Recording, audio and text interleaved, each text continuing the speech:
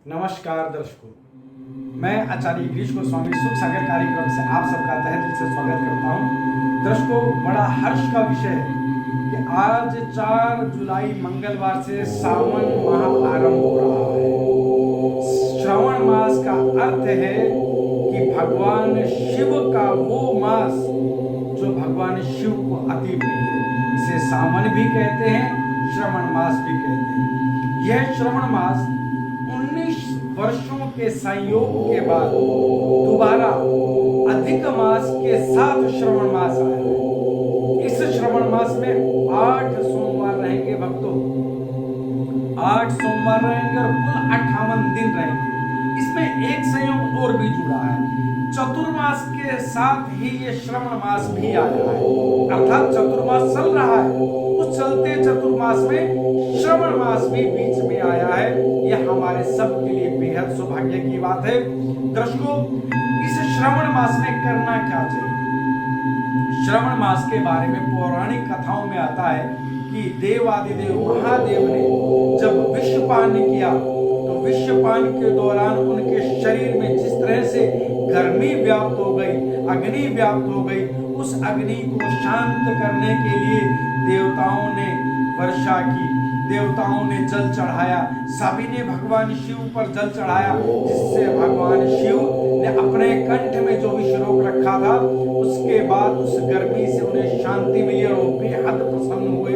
इसके अलावा भी श्रावण मास की अनेक कथाएं हमारे पुराणों में मिलती है, ग्रंथों में मिलती है। लेकिन हमें जो समझना है वो यह कि ईश्वर की एक विशेष कृपा है कि हमें ये श्रावण मास मिला जिसमें 8 सोमवार आ रहे हैं और पहला सोमवार 10 जुलाई को इस श्रावण मास का दर्शक आ रहा है। तो श्रावण मास पे क्या करना है?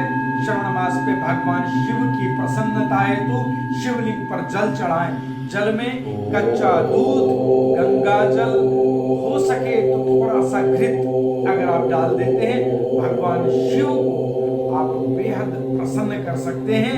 भगवान शिव के लिए एक विशेष मंत्र है, अगर आप मंत्र भी ना कर पाए तो ओम नमः शिवाय का जाप अत्यंत सुखद कार्य है, अत्यंत लाभकारी है। और इसके अतिरिक्त एक विशेष मंत्र है, अगर आपको स्वास्थ्य संबंधी कोई दिक्कत है तो महामृत्युंजय मंत्र का जाप करें। ओम त्र्यंबकम यजामहे सुगंधिम पुष्टिवर्धनम उर्वारुकमिव बंधनान् मृत्योर्मोक्षेमामृतात्। भगवान शिव आप पर प्रसन्न होंगे, आपके कष्टों को, दुखों को काट देंगे। आप एक बात और समझ लें, अगर आप भगवान शिव की प्रसन्नता के लिए जल के साथ बिल्व पत्र चढ़ाते हैं तो बिल्व पत्र चढ़ाने से महादेव आपको धन धान्य से भरपूर कर देते हैं। और अगर आप भगवान शिव पर बिल्व पत्र के अलावा आग का पत्र चढ़ाते हैं, आग के पौधे का पत्ता चढ़ाते हैं, आग के फूल चढ़ाते हैं तो गुप्त शत्रु आपके रह नहीं सकते। आप भगवान शिव की प्रसन्नता के लिए श्रावण मास के सोमवार के दिन अगर गंगा जल, कच्चा दूध के साथ भगवान शिव पर गन्ने का रस चढ़ाते हैं तो धन धान्य से भरपूर कर देते हैं। वह भगवान शिव कहते हैं कि जितने सुख आपके जीवन में बनते हैं उन सुखों का मैं आपको लाभ देता हूं। और आपको एक बात बता दें, घृत चढ़ाने से भगवान शिव के शिवलिंग पर अगर आप घृत चढ़ाते हैं तो दीर्घायु होते हैं। जिन व्यक्तियों का अगर ऐसा लगता है कि मेरी आयु कम हो सकती है तो भगवान शिव पर देसी घी चढ़ा करके भगवान शिव की शिवलिंग को मसलते हुए, घृत को मसलते हुए जल चढ़ाएं। आप अगर छोटी आयु है आपके भाग्य में तो भी आप शर्त या दीर्घायु हो जाएंगे। और एक विशेष बात, भगवान शिव पर श्रावण मास के सोमवार के दिन पंचमुखी 5 रुद्राक्ष अगर आप चढ़ाते हैं तो कोई भी अकाल मृत्यु आपकी मृत्यु ला नहीं सकती। उन पंचमुखी 5 रुद्राक्षों को आप सोमवार के दिन भगवान शिव पर चढ़ाकर गले में धारण कर लें। लेकिन दर्शकों, एक विशेष बात ध्यान रखें कि आपको रुद्राक्ष धारण किए हुए कभी शिवलिंग पर नहीं चढ़ाने।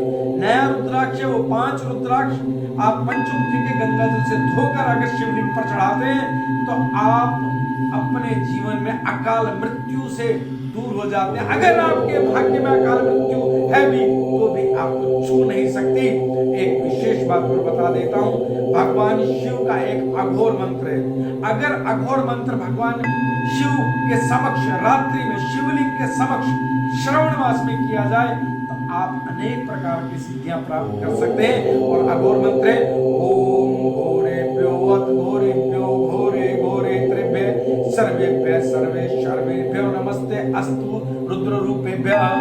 ये अघोर मंत्र है भगवान शिव का। रात्रि में अगर आप अघोर मंत्र का शिवलिंग के समक्ष बैठ करके जाप करते हैं, एक माला दो माला, आप अनेक प्रकार के दुख व्याधियों से तो दूर होंगे ही, नाना प्रकार की सिद्धियां आपके समक्ष प्रस्तुत होंगी। आज श्रवण मास आरंभ होने पर मैं अपनी वाणी को विराम देते हुए आप सबको शुभकामनाएं देता हूं। जय महाकाल।